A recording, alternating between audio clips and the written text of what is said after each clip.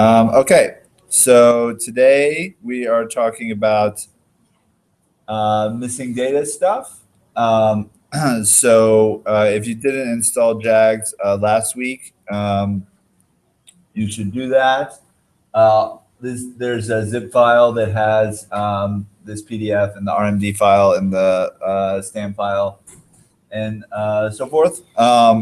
So if you haven't already installed JAGS, you should do that. And then also the RJAGS and the Amelia R packages, those go pretty quickly. The other thing you need to get started on, because this will take a few minutes to install, is a modified version of MCMC pack that I put on Courseworks that fixes a problem in one of the functions and adds additional argument. So we'll get to that in a minute, but yeah, get started on installing that because there's a lot of things that have to get compiled. So starting with the idea of multivariate normal imputation, just to review what we talked about on Tuesday, the basic assumption is that the complete data likelihood, where complete data on X includes both missing values and observed values, is a k-variate normal distribution with mean vector mu, covariance matrix sigma. But that's, again, only part of the likelihood, albeit the part of the likelihood that most software, all software pretty much emphasizes, that deals with missing data. The other part of the likelihood is the probability of observing the R matrix that you observe, conditional on the complete data. And again, R is a matrix that has n rows, k columns, and the ik element is going to be 1 if the ik element of X is observed, and the rik is 0 if xik is missing. And since both of those are part of the likelihood, you would need a special case in order to have, a valid posterior distribution that did not involve the likelihood for R.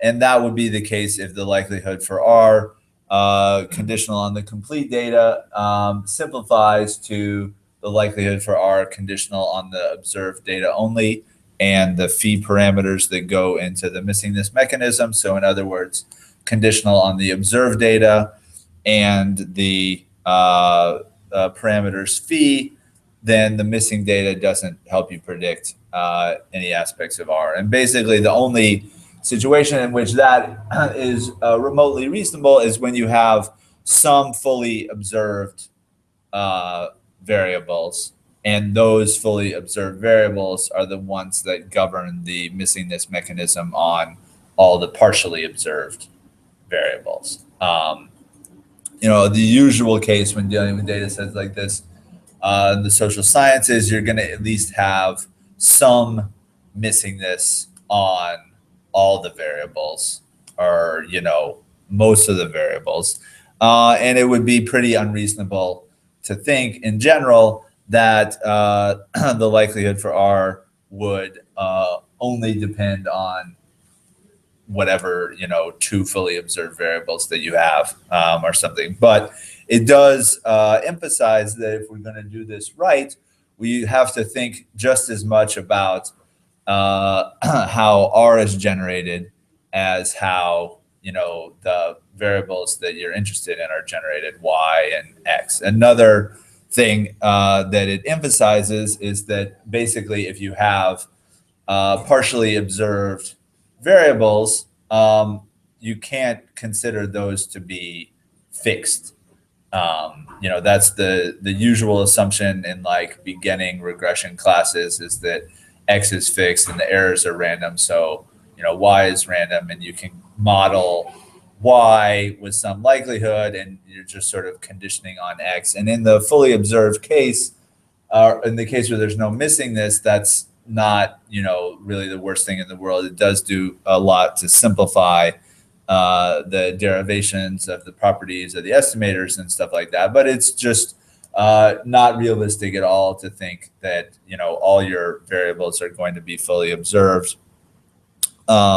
So if you have, partially observed X's, those are going to have to be modeled along with your model for Y, and those can't be considered fixed if you don't even know what some of the values of the X variables are. If you, as the researcher, were fixing X to some values, you should know what they were fixed to. And the fact that some of them are missing implies that you, as the researcher, didn't really fix those variables. And even in an experiment, you're really only going to have the opportunity as the researcher to assign the treatment variable. You're not going to be able to assign the background variables, but hopefully in an experiment you can do a pretty good job of getting mostly complete data on the background variables. You could make that a precondition to being paid or something like that, for the study. But in any event, if it were the case that R only depends on phi and the observed data, then that is called missing at random. And if in addition, the prior distribution for phi, the parameters governing the missingness model, is independent of the prior distribution of theta. In this case, theta would consist of mu and sigma, the parameters that go into the model for the levels of the variables. So if it's both missing at random and you have prior independence, then the missingness mechanism is said to be ignorable. And this is a very similar idea to ignorable treatment assignment. And it's coined by the same person. So the question is whether the missingness assignment mechanism is ignorable. And in the case of missing at random and prior separation, it is. But the missing at random assumption is certainly pretty strong. So we want to think about ways of relaxing that in Stan. But just briefly on certainly an approach that's a lot more common in political science and other disciplines too, is to do imputation using some approximation of this posterior distribution, where one of the things that gets simplified in this approximation is that it's assuming missing at random and assuming prior independence of theta and phi, and assuming essentially uninformative priors on everything. And then, doing a bootstrapping optimization deal to try to get the posterior approximation to the posterior distribution of mu and sigma. And if you had somehow an approximation to the posterior distribution of mu and sigma, then you can draw imputations from that normal distribution. Now, the way Amelia has to do it and other things that try to approximate this by frequentist methods, they get estimates of mu and sigma and some estimates of the uncertainty of mu and sigma. In the case of Amelia, they do that through a bootstrapping procedure. And then the fact that the multivariate normal distribution implies that all the conditional distributions are also multivariate normal is exploited. So, let's say you somehow get a draw of mu and sigma, and then you look at the first observation and it's missing on the first variable and the second variable and the seventh variable, and there's like 10 variables total. So what you need to do in order to get imputations for that person that makes sense is to draw from a trivariate conditional normal distribution, where the three pieces are the first, the second, and the seventh, or whatever I said was missing on that person. And the parts that you're conditioning on are the third, fourth, fifth, sixth, eighth, ninth, and 10th. And we put up, it was a long time ago now, but how the joint multivariate normal distribution factors into conditional multivariate normal distributions. So in any event, you need to draw from that trivariate normal distribution conditional on 7 other things that are all part of a joint multivariate normal. And now you have imputations for that person one. Person number two might be missing on different variables, and so you need a different conditional distribution to be drawing from. But anyway, you could go through all that. It would be faster if you group the variables group the observations according to who was missing on the same variables or whatever. But in any event, you could create imputations. So that's basically what Amelia does. It's one of these things that got started in Stata in the 1990s, and then they made with Matt Blackwell our version of it in the mid 2000s. But in any event, when it got started for Stata, it was definitely inconceivable that more than a few people in the world could really do MCMC, or at least for social scientists, could do MCMC for a problem like this. So it made sense, perhaps, to do, a variety of approximations. But Gary is very probably the most outspoken advocate of doing approximations that are increasingly dirty in order to make the software accessible to a wide audience. But with Stan, it's relatively simple to do it with MCMC. If you've taken a class on Bayesian statistics, you definitely need to be capable of doing that. And doing it in Stan offers a lot more flexibility and intuitiveness in terms of adding stuff onto it. So there have an example comes from something about the political economy of countries in looks like sub-Saharan Africa, and they have in this case a little bit of missingness on the trade variable, which I believe is the percentage of imports and exports relative to GDP. And then have, some other variables that are fully observed. And basically, to call Amelia, you just give it the data set. It has some options to deal with time series cross-section data that wouldn't be too difficult to implement in Stan, except we haven't really talked about time series stuff too seriously yet, so I'm not going to get into that. You can also specify fixed transformations to some of the variables in order to make the assumption that all the data are multivariate normal are more reasonable.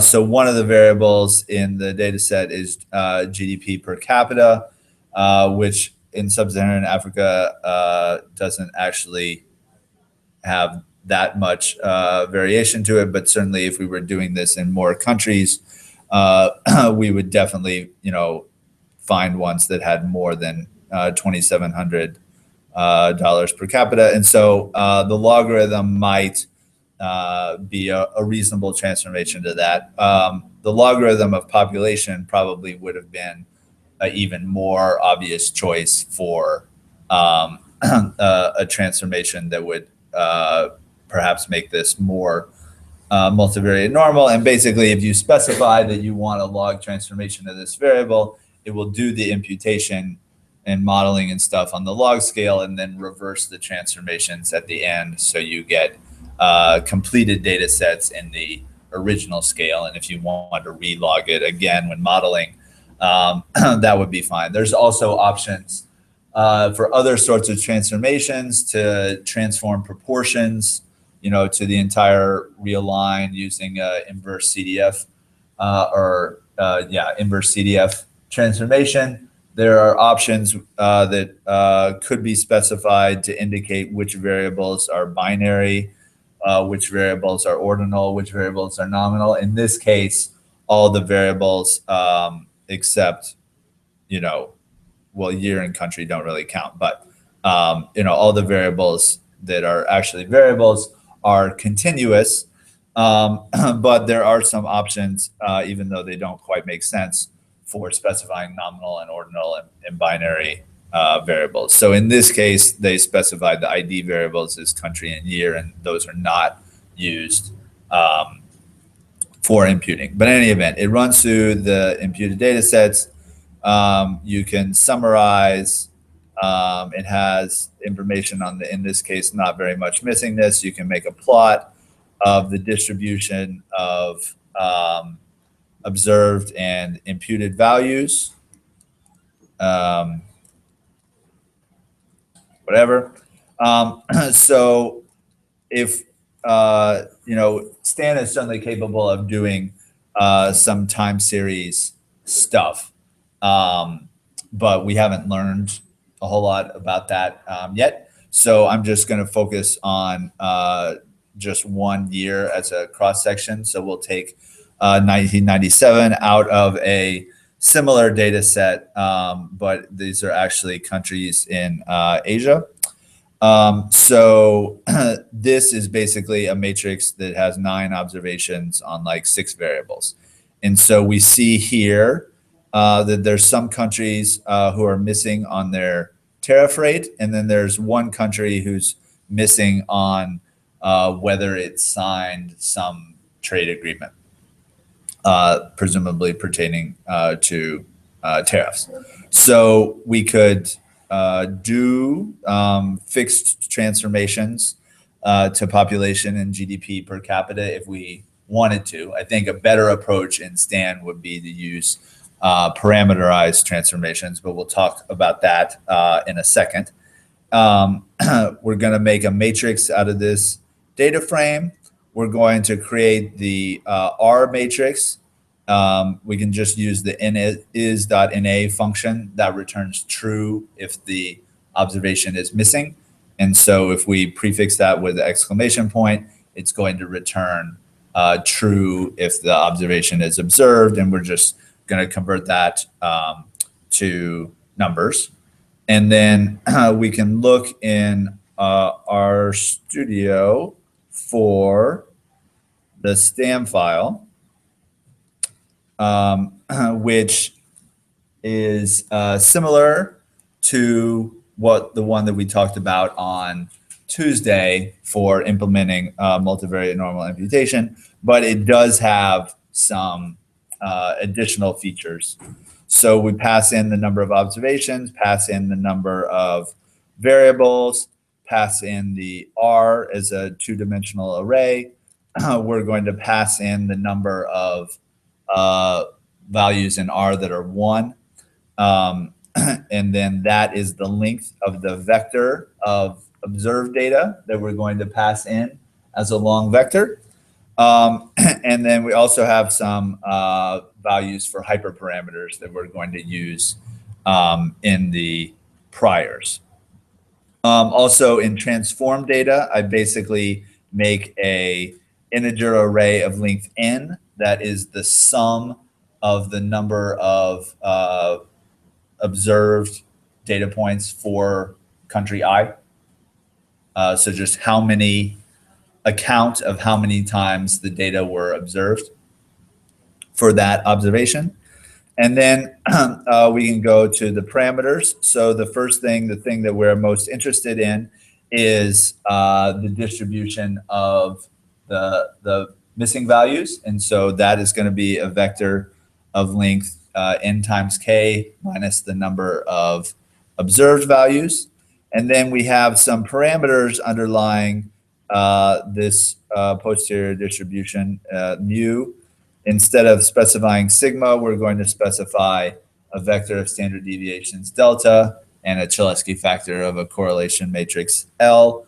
Together, a diagonal matrix of delta times L transpose times the diagonal matrix of delta would be equal to the covariance among these k variables. And we're also going to have an intercept in some regression coefficients alpha and beta that go into our missingness model, and I'll explain those in a second. So the model block looks like this. We basically have an array of n row vectors. Each row vector is of length k. Lambda I'll talk about in a second. We set up some counters to keep track of where we are in the vector of observed data and missing data. And then we're just going to loop through the observations. And for each observation, we're going to loop over the variables. If that variable is observed for that observation, then we'll extract an element from the observed data vector and increment the obs mark. If R for element ik is 0, then we extract an element from the missing values and increment the miss mark.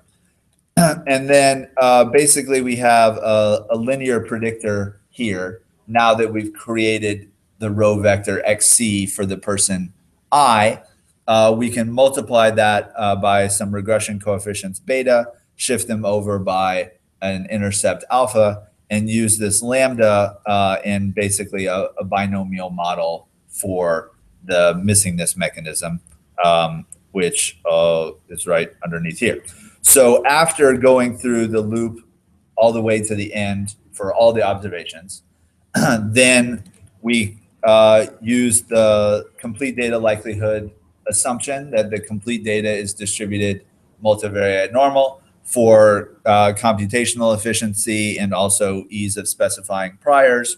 We're going to use the parameterization of the multivariate normal that takes a mean vector mu and a Cholesky factor of a covariance matrix.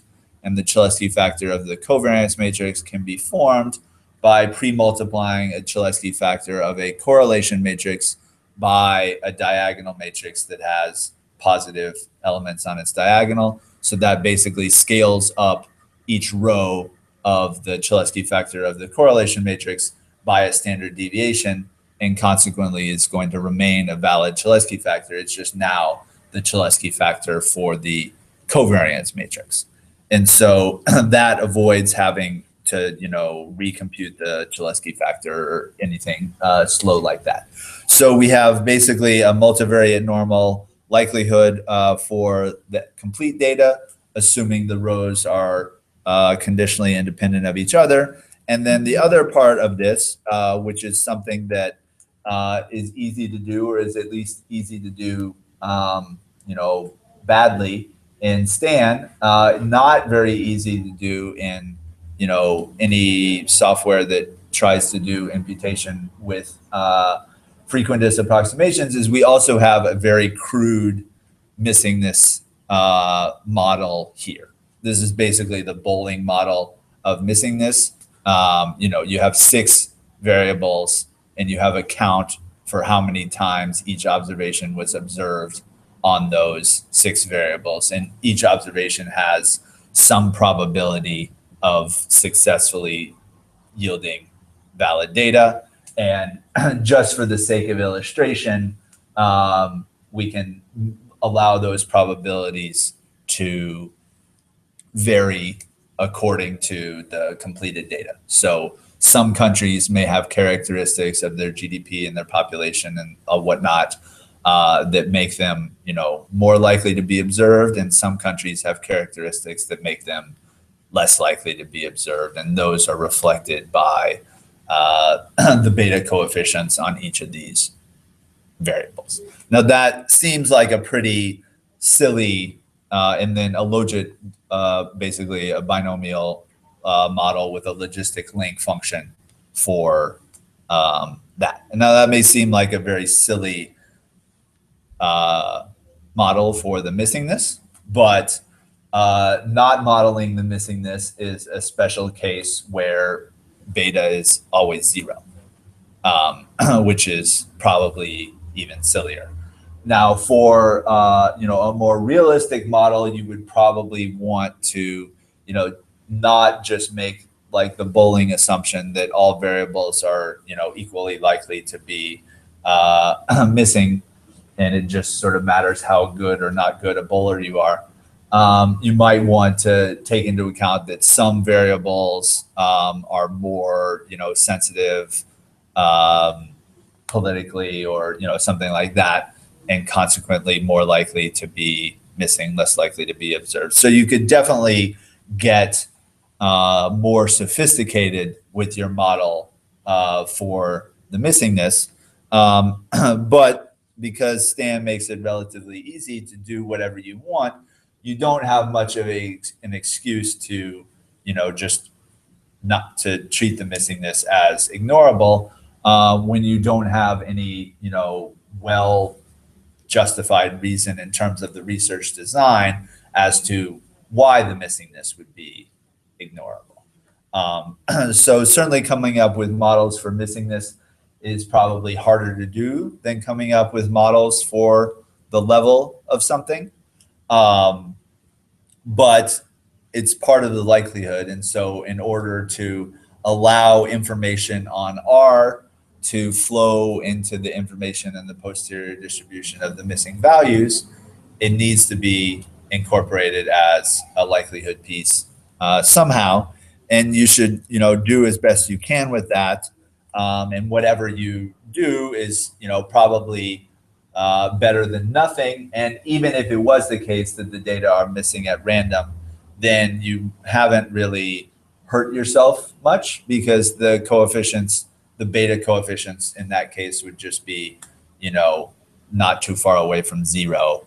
And, basically there wouldn't be much information being conveyed by this.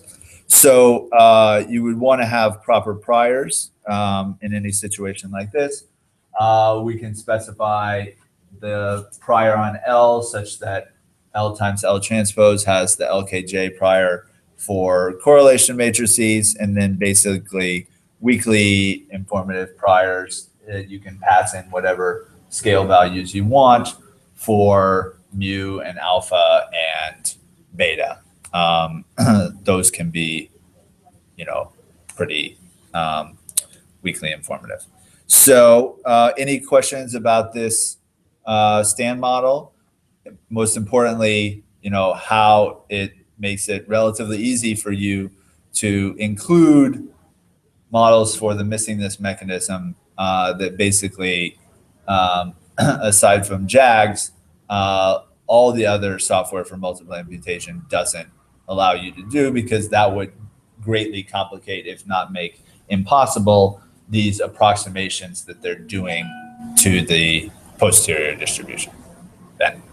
So could you just quickly reiterate what the main advantages of this over a package like Amelia are? Well, Amelia is an approximation to this, or approximation to a simplification of this. It is all multiple imputation algorithms are intending to draw from some posterior distribution as their first step. They're just using approximations to the posterior distribution to make it go faster. What makes it, what I was just saying, makes it very difficult to approximate the posterior distribution if the posterior distribution has two likelihood components, a likelihood component for the complete data and a likelihood component for R. So Amelia and none of the other things have an approximation to the posterior distribution for anything other than ignorable missingness. So if you want to have non-ignorable missingness, which is what typically would make sense in the social sciences, then using STAN or JAGs would be the way that you have to go. In addition, since imputation is basically out of sample prediction, except for missing values that are in sample, it's beneficial to put, in general, it's beneficial to have reasonable prior information on the parameters, because you get imputations that have, lower mean squared error by, reducing the wake and things like that. So Amelia basically doesn't allow you to put priors on mu and sigma. They have some mechanisms for putting prior information on the missing values, but they're not allowing you. Oh, and I forgot my prior on delta. You can just do Jeffrey's here.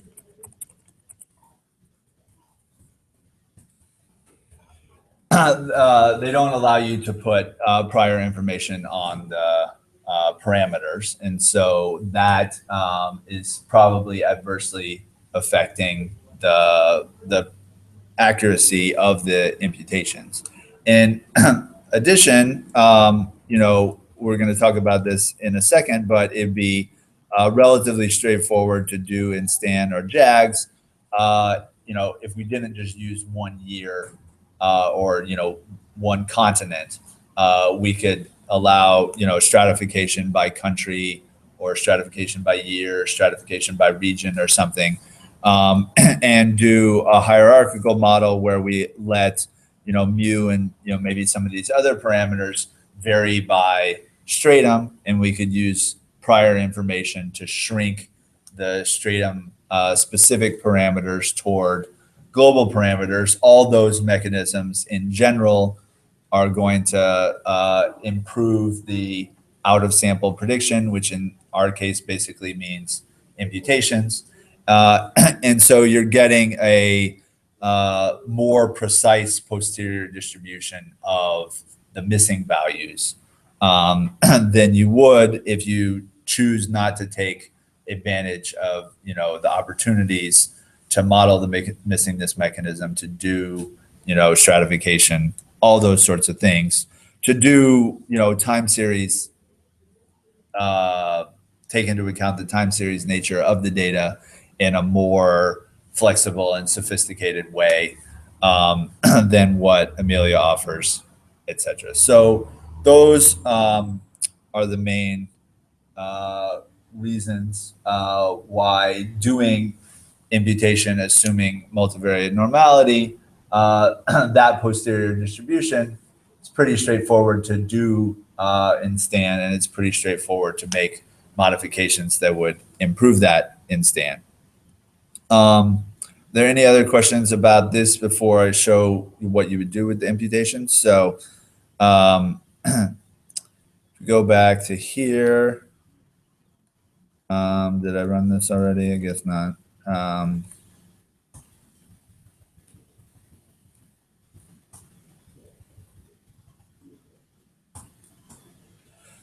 So this is how we pass data in row major order. So X is actually 9 countries by 6 variables. If we transpose it, it's now 6 by 9. And if you take the transpose matrix in column major order, that's equivalent to taking the original matrix in row major order. We create a list of stuff to pass to STAN, and then we just draw from that posterior distribution. It's going to give you a warning about forgot to do the top part. The Jacobian of the transformation, you have to do increment log prob stuff. That is not actually, no. I want to do that, yes. So this thing, you must call increment log prob sampling statement left-hand side XC multi-normal Cholesky log, that business. That comes from the fact that we're basically making a likelihood specification on the local parameter XC rather than anything that's in the parameters block.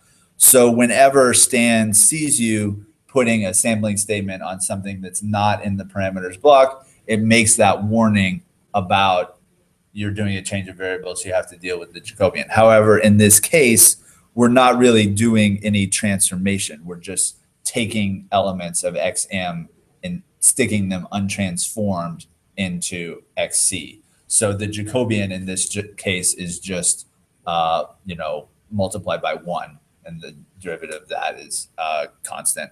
And so it's not actually necessary to do the Jacobian in this case. However, if another thing that is a potential thing for STAN to do is to use parameterized transformations.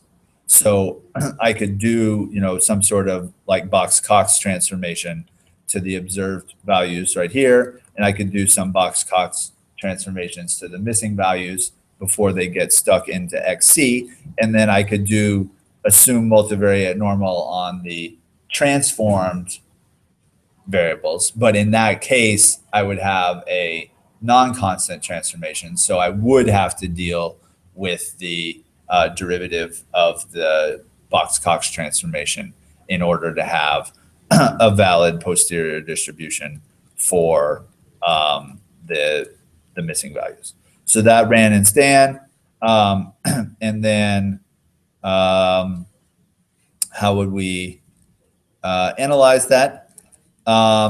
So you can look at the dependence and the convergence, but they come out fine. So I'm going to skip that. What we do is we extract the XM element of the posterior distribution. That, although I guess you might not be able to see it on the screen, is 1,000 draws by 8 chains by 5 elements of XM, because we have 5 missing values in this tiny data set. I'm going to extract 1 element. So we don't need a huge number of imputations. We could just have like 8, 1 for each of the chains. And so we have that matrix. And now the next thing we need to do is take those 8 imputations and stick them into copies of the data set where the missing values originally were. So we're just going to make a list of data sets, completed data sets, where we're going to start with the original data set and then make a marker for where we are in the XM matrix, and then loop over the rows of the data set, loop over the columns of the data set. And if the data set was originally missing in that row and that column, then we're going to stick the corresponding imputation that we just did from that, and then increment our marker. So if we run this chunk, we get a list of data sets that don't have any missingness in them anymore. And then if we wanted to do some analysis of that with a substantive model, then we just do the substantive model for each data set. So here I'm going to apply to each element of the list of data sets, and I'm going to estimate this least squares regression model. Since the imputations on the variable, did you sign the trade treaty, come out continuous, even though that's a binary variable, I'm just going to round that to the nearest number. Hopefully those are all between 0 and 1. This doesn't make a whole lot of sense, but it's actually very similar to what Amelia does. So I've estimated this least squares regression model 8 times, and those estimates differ because the data sets that they're based on randomly differ on the missing values that we've imputed. Tara. So, like, when you actually look at the OMS coefficients, like, they vary by, like, a ton, but most of this is just because we have so few observations, right? Yes, right. This is conceptually the right thing to do, but with only 9 observations, there's a whole lot of sampling uncertainty in addition to uncertainty about what the missing values are. In addition to, we're making continuous imputations on a binary thing. So to apply the Rubin rules, the first thing we want to do is extract the vector of coefficients from each of our 8 times that we estimate the least squares model. And then we want to build up the variance covariance matrix of those estimates, which basically just involves adding up or taking the mean of the 8 variance covariance matrices. So we'll just sum those up and then divide by m. So now we have a 4x4 variance covariance matrix, and we'll, in the next line, we'll divide that by m to get the average variance covariance matrix of the estimates. But when doing multiple imputation, there's an additional part to the uncertainty, and that involves multiplying 1 plus 1 over m. So this is advantageous to use a relatively large value of m, although it's subject to diminishing marginal returns pretty quickly, multiplied by the variance covariance matrix of the point estimates. So this is also going to be a 4x4 thing. So the total variance covariance matrix is equal to the average of the estimated variance covariance matrices plus the factor 1 plus 1 over m, all multiplied by the variance covariance matrix of the point estimates. So you basically get within data set uncertainty and across data set uncertainty in your estimates. What is that again? M is the number of data sets that I have, completed data sets, in this case 8. So is this always going to be the same as the number of chains that you ran? So it doesn't have to be. We started with like 1,000 draws per chain.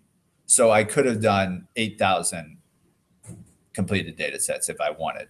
And that would be marginally better because the factor by which the variance is expanded depends on this 1 over m term.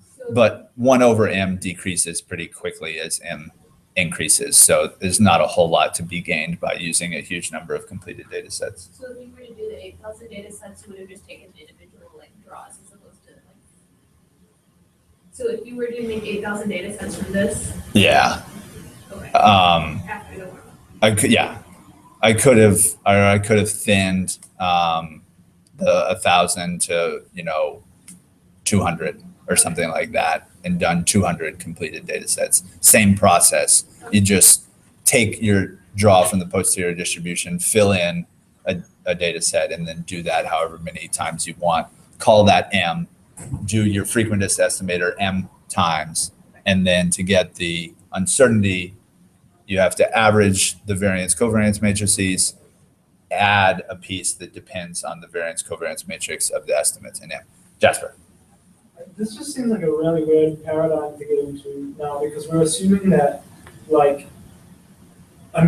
now we're assuming that the parameters are fixed, right? So, why wouldn't we just do the impute, why wouldn't we just fill in the blanks basically within STEM and get the joint distribution of the uncertainty over the missing values and the uncertainty over the parameters? Why are we now entering into a sort of frequentist? So I might have missed something, I'm sorry. No, it's unintuitive. We could have extracted OLS estimates as a generated quantity of our STAN thing. And, from your guys' perspective, that probably would have been more intuitive.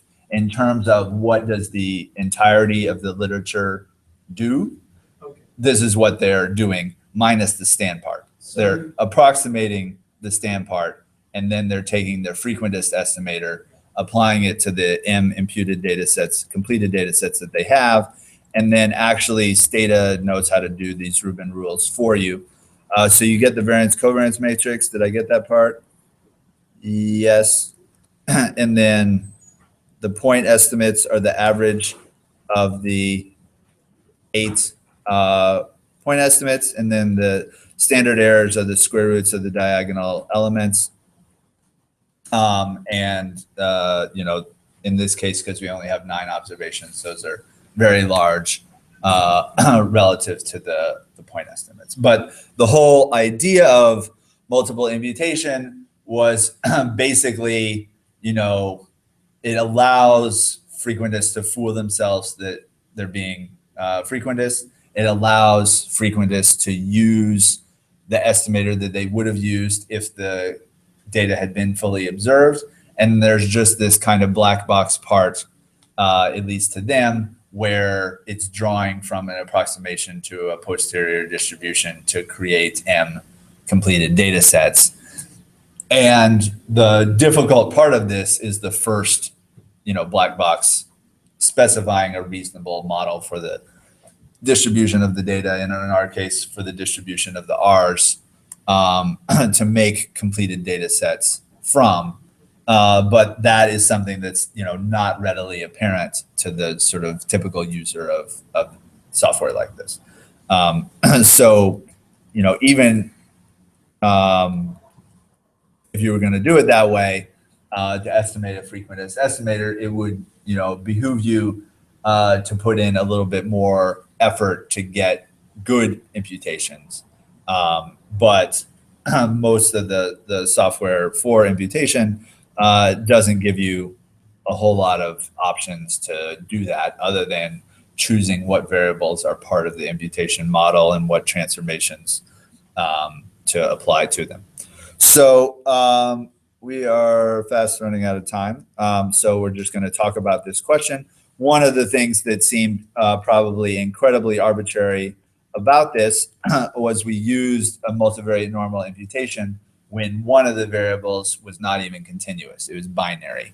So, assuming that all those imputations for that country were like between -0.5 and 1.5, then cosmetically rounding that to the nearest integer fixes the problem. If you perceive the problem to be this variable is supposed to be binary, and now I have imputations that have decimal points in them.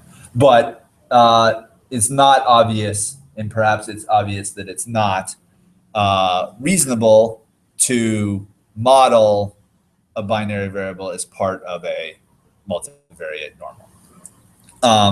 But Amelia and a lot of other programs do that. You certainly can do it in Stan, but you could also work around this issue in Stan, although it gets a bit more tedious to do. Jasper, you had a question before I go into that? Can we think of this like poor man's problem in a way? Like, yeah, kind of. Yeah. So the way in which you could go about this is to, for the last column of X, have you signed the treaty variable?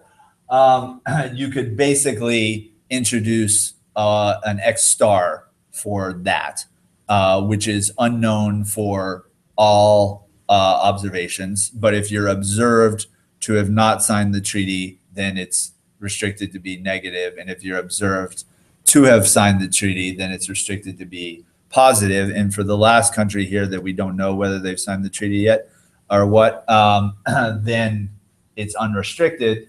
And we just choose the binary imputation based on whether the draw for its X star is positive or negative. And so you would have to have like a special case in the loops where you looped up to the last variable and then handled the last variable or however many binary variables you had specially to, get the Y star that you have to declare in the parameters block, and you have to declare that to be positive. But if the observed thing is 0, then you need to multiply that positive X star by -1 in order to flip the sign of it.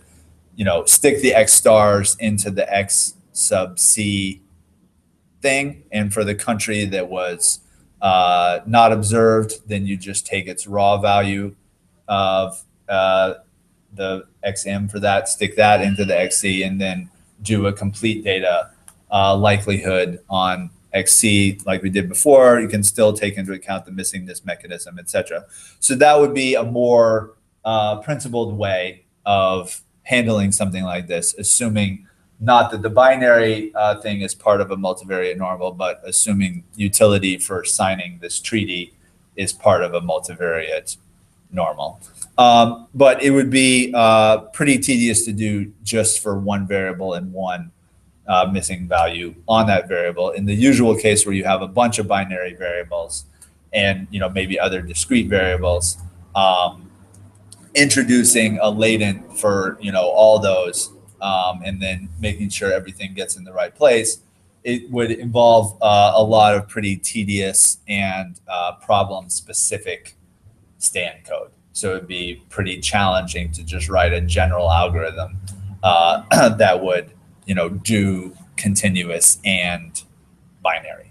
And, that's one of the main reasons I think why it's very difficult for these, software like Amelia and Stata to handle a posterior distribution that also involves the R's because, they wouldn't be able to do multivariate normal for that R piece. And now you have a mixture of two likelihoods, and what your approximation would be is less obvious. In any event, you could do something like that in Stan in a pinch, but Stan doesn't make it especially easy to work with missing data. So you have to, really motivate yourself to do it, but it's not out of the realm of possibility. In a situation in which you had a mix of variables, so in this case, we actually do. We have a variable that would probably be better considered ordinal. That's its polity score, and a binary variable, the treaty thing, and a bunch of continuous variables. This is something that can be handled a bit more straightforwardly with the MCMC mix factanal, because it has a Gibbs sampler mechanism implemented for continuous variables, ordinal variables, and binary variables. So if we just in order to use that, we have to declare what variables are ordinal, and a binary variable is considered ordinal with just two categories. So we'll send that into R. The other thing that we want to do when using MCMC mix factanal is to include the non-constant columns of R as additional binary variables that contain information on the latent parameters that are being estimated by MCMC mix factanal. So including a column of R that's constant doesn't contribute anything to the likelihood. That'd be like modeling a variable that's, if you had mandatory voting or something in a country, modeling that. It doesn't contribute anything to the likelihood. But the first and the sixth columns of R, in our case, do have missingness, and we want to declare those as ordinal variables, even though they only have two categories. So if we send that into R, we have missingness on the tariff variable, we have missingness on the sign variable, and then we have the R columns that correspond to those two variables that we're going to include as part of the model. So if we then load, let's look at, we look at the help for this. You can see it has a variety of arguments. Basically, you need to specify a formula for what variables you want to include. In this case, it's all of them. How many latent factors you want to estimate, which is limited by the Lederman bound we talked about yesterday. You can ignore lambda constraints because we're not going to attempt to identify the coefficients in this. We just want to use it to get imputations. A data frame, a variety of other stuff in terms of priors and whatnot. When we call this, in the case of focusing on using it for multiple imputations, we want to change the default argument store imputations to true, so that it stores the Y stars or the X stars, whatever you want to think of it, that get generated as part of this that we can then use to make imputations. But the coefficients lambda and the scores on chi, the latent variable, are not going to be separately identified. So you can change those to false because they're not going to be particularly meaningful anyway. Also, in the missing data context, we want to change standardized mean and standardized variance both to be false. So we get Y star in the original units, not in standardized units. So those are just some things to keep in mind. In addition to having a bug, the MCMC pack that you get on CRAN doesn't have this option. That was one that I added. So if you want to use this, you have to use the MCMC CRAN, MCMC mixed fact, MCMC pack that's on courseworks. So all that said, we can call this, I'll do it in parallel, where we're just basically using all the variables in the data set, and we want to give it a separate seed for each chain. We want to store the imputations, to not store the discrimination parameters, and to not do standardization. So I'll run that, and then are there any questions about what I was doing with that? Ben. Yes, I have many questions. So when we're looking to know like how we want to set each of the different options for CMC who's factored out, is there, I mean, I guess I'm just curious what each of those sort of refers to, like the tune and the store lambda and the store imputation. You don't have to answer that like what the reach number. Is there, does the online workbook sort of make that clear? Oh, it talks about it. I don't know if it's particularly clear. I mean, the stored imputations is what I just said. If you're using this in imputation context, you definitely want to store those. Yeah. So So you get the Y stars. The other stuff I was just saying are not separately identified, so it doesn't do you a whole lot of good to keep the imputations on them. The tune is something that you need to tweak in order to get about 25% acceptance rate for the cut points if any of your variables are ordinal and have more than 2 categories in order to optimize your effective sample size, etc. Yeah, so all of these options are discussed in the documentation of MCMC mixed fact anal, but that sort of presumes that you're using the model for substantive reasons. If you're just using it for imputations, then a lot of it is not particularly relevant. But it is very slow to converge, and actually it probably didn't converge. So if you look at, that's the confidence interval for the R hat, you can see some of them are like well above 1. So actually I should have, run it longer. If you have a lot of missingness, then it's storing a lot of imputations. That can eat up your RAM, so it could be beneficial to thin this pretty heavily. But in any event, like any Gibbs sampler, it's going to have a lot of dependence from iteration to iteration within chain. But assuming that it had converged and whatnot, we could take the elements of, so let's just look at what, in any event, you can see, can't see. What it's done here is after the cut points and the error variances, there's an element of the posterior distribution for the tariff of Indonesia, the tariff of Nepal, the tariff of Pakistan, the tariff of Thailand. Those are the countries that were originally missing on the tariff variable. And also Thailand was missing on whether it had signed the treaty. So we now have Y stars for each of those. And we could convert the Thailand star into imputations that are binary by seeing whether that Y star is greater than 0 or less than 0. For the tariff variable, that is continuous. And so having continuous imputations on that is not a problem. We would just need to loop through the data set again and put things into the right place. And then we could estimate like a least squares model that we did before using these imputations rather than the stand imputations of it. PDF output, the last row kind of is Yeah, so this is random. When I ran it originally, I think it imputed the same value for Thailand every time. And so it doesn't have a variance or a R hat or anything like that. So that isn't really a problem, assuming it converged and stuff. If it thinks Thailand is very likely to have signed the treaty, then it's quite possible that all the imputations came out the same. So that's that.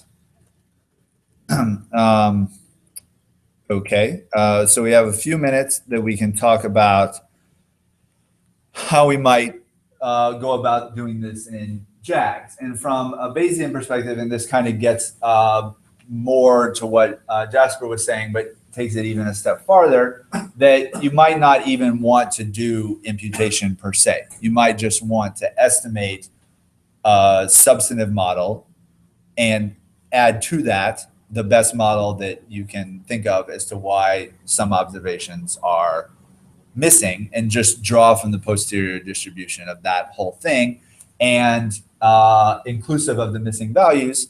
But basically, if you're estimating your substantive model and the missingness model altogether, then you can just ignore the margins of the missing values unless you were particularly interested in making inferences about them, because they would mostly just be nuisance parameters, and you would have your distribution of your substantive parameters. Now, this is a bit easier to do in JAGs because it allows discrete unknowns. So if you have missingness on discrete variables, you can use that. And so there is a bug file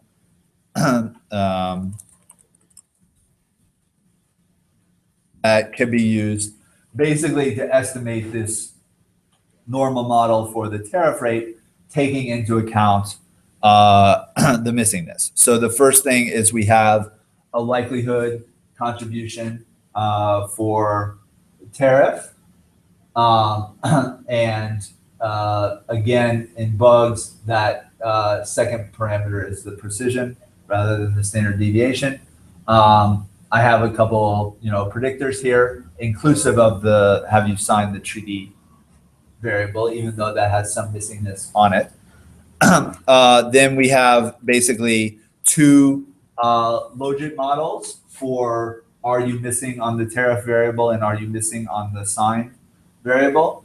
Those can have, a log odds linear predictor depending on gammas and lambdas that are going to be estimated.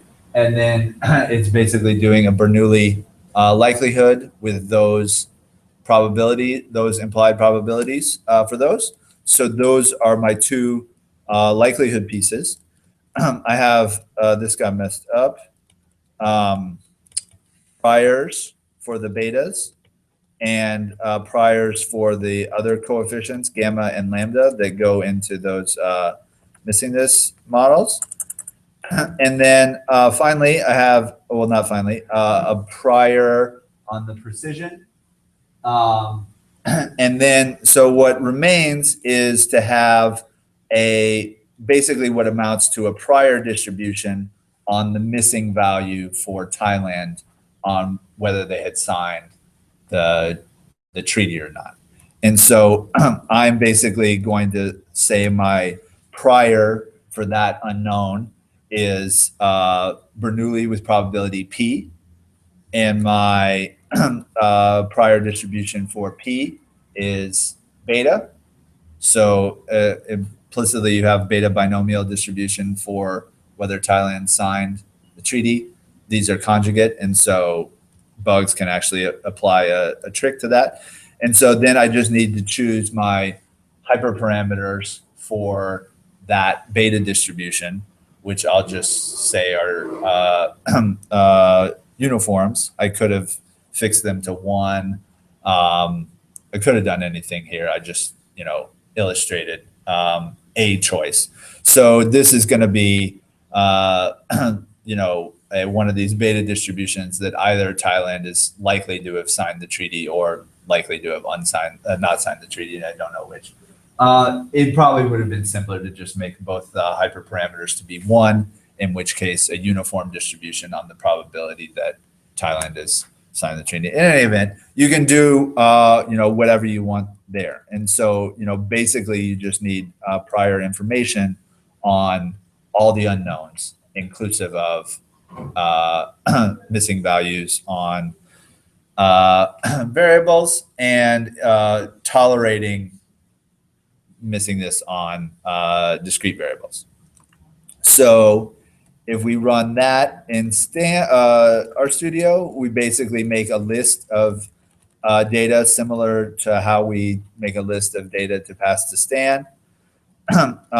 Then we load the rjags package, it needs to do adaptation and burn-in and stuff like that. And then we can draw from the posterior distribution, specifying which of the variables we want to keep track of, inclusive of the 9th value of sign for whether Thailand signed this treaty or not. And then, we can get a, probably easier to show in the PDF, a summary that, is done by CODA for all these parameters. And so, we got betas, we got gammas, all these things. And, basically it came out about half the draws for Thailand had it signing the treaty, and about half the draws had it not signing the treaty, which perhaps makes sense given the prior information that we put on that. Jasper? If you endogenize the shape parameters to your model, wouldn't you update about the shape, what Thailand's missing values should be better because you're going to do it on the basis of the other parameters? Like your other parameters are actually going to help you predict Thailand's value, whereas here you've kind of dogmatically stated that it's going to be in the... Yeah, considering we have 9 observations in this prior, it's not surprising that the posterior distribution came out, basically a coin flip as to whether it had done so. But that doesn't necessarily need to be the case always. So, if we had more information either coming from the data or coming from the prior, we definitely could have gotten a different distribution for the unknown variables. But, if this is the model that I thought was correct, then that is the, the posterior distributions of the beta and the precision or whatnot that go with this marginal distribution for the missing values. Yes, but they didn't get updated very much either. So, in any event, probably doesn't make a lot of sense, but it's the right steps to go through to basically combine a substantive model and a missingness model with JAX. So we're not going to have time to attempt to do that in Stan, but I can just sketch how you might go about doing something like that. So the missingness on the tariff variable, which I probably should have kept track of when I did the JAX thing, wouldn't be too big a deal because that's continuous and Stan can do continuous unknown. So you would just have, 4 unknown tariff rates that you're estimating, and basically complete data likelihood is sort of a likelihood for the observed data, and it also doubles as a prior for the missing values on the outcome. But the missingness on whether Thailand signed the treaty would be a more difficult thing, and because that's a predictor, you wouldn't want to. Well, it probably wouldn't work too well to try to introduce a latent variable for that because it's a predictor. What you can do is estimate the likelihood conditional on Thailand having signed the treaty, multiplied by the model implied probability that Thailand signed the treaty, plus the likelihood implied if given that Thailand does not sign the treaty, multiplied by the model implied probability that Thailand does not sign the treaty, which would be 1 minus the probability that it does sign the treaty. And so basically for the last value in the data set, have a mixture, a 2-component mixture for the likelihood that basically considers both, or in general, all of the possibilities for what that discrete value could be. So if you just have like one missing value and it's on a binary variable, doing a 2-component mixture likelihood would not be too onerous. If you had, 10 category ordinal or something like that, and you had to do a 10 component mixture, on the dummy variables implied by that thing, if you're, missing some on the ordinal variable, then that would quickly become, pretty tedious to do. And that's why I say that Stan is not really super optimized for doing stuff with missing data at the moment. And it could be credibly argued that JAGS is still sort of ahead of Stan in this respect. But I think that's basically the only criterion that substantively matters where JAGS still has an advantage over over Stan. So hopefully that gives you a sense of the things that can be done and sort of a sense of the big kind of conceptual difference between trying to impute to fill in a data set and then apply a substantive model to those imputed data sets versus trying to estimate a substantive model that takes into account the missingness and thus necessitates having a missingness model to be part of the likelihood along with the likelihood for levels. So out of time for today. I will post a new homework about missing data, and I will post readings for next week. It also involves some missing data stuff, but we'll also get into some less parametric Bayesian estimators. Do we use JAGS for the homework? Probably like one of the problems. Yeah. Oh, yeah.